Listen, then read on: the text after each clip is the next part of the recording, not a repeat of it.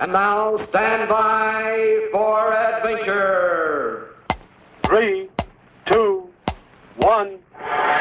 In the exciting story of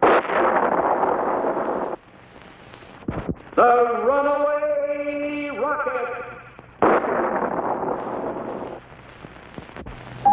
It was midnight. An intense full moon beamed down on 00 Island as little Squeak slept in his cozy bed and Scratch snored loudly in his darkened cave below. All was peaceful as Colonel Bleep studied the Futonic radar scanner. With this instrument, the Colonel could watch any unusual movements in the universe.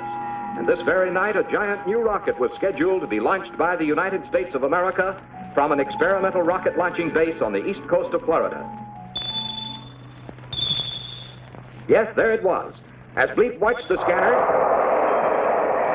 he saw the rocket soar skyward at tremendous speed, then level off towards the wastes of the South Atlantic Ocean. This was a test firing, and Bleep was pleased to see the Earth people making such excellent progress with rockets. But at that instant, something seemed to go wrong. The moon appeared to concentrate all its glowing power on the nose of the missile, forcing it to veer off its planned course and to streak instead directly toward 00 Island.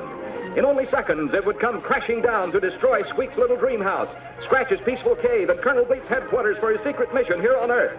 In a flash, Bleep darted into the sky to meet the speeding projectile. Quickly, he maneuvered himself between the mysterious moon rays and the onrushing missile, and with a blast of Futonic power, he brought the rocket to a screeching halt in mid-air. Using his Futurian skill in the powers of reversed propulsion, Bleep safely returned the rocket to explore the launching site, ready for use in further test flights in the future. Then Bleep hurried back to his island base to begin some very serious thinking. What was wrong on this peaceful isle? Why had Scratch recently tumbled into the open jaws of a giant sea serpent to be nearly trapped forever deep inside? Everyone knows that all sea monsters are purely imaginary and not real creatures at all, except for this particular sea serpent. Yes, this monster had been real enough.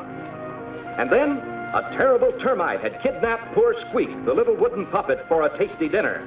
But what had caused an ordinarily tiny insect to grow into a huge and terrifying monster? Bleep turned to his microscope to examine again those traces of interplanetary wood dust which he had discovered on the wings of the termite.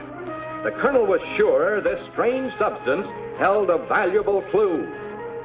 And that runaway rocket, the way the moon had concentrated its rays on the nose of the device, you would have almost thought it was being guided by moon power.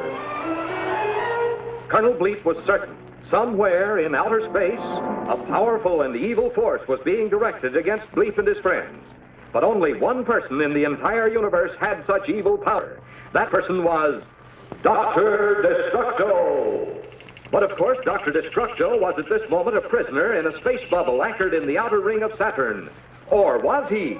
Bleep had to be sure. He switched on his Futonic frequency transmitter and directed a secret code message to the Interplanetary Intelligence High Command on the planet Futura.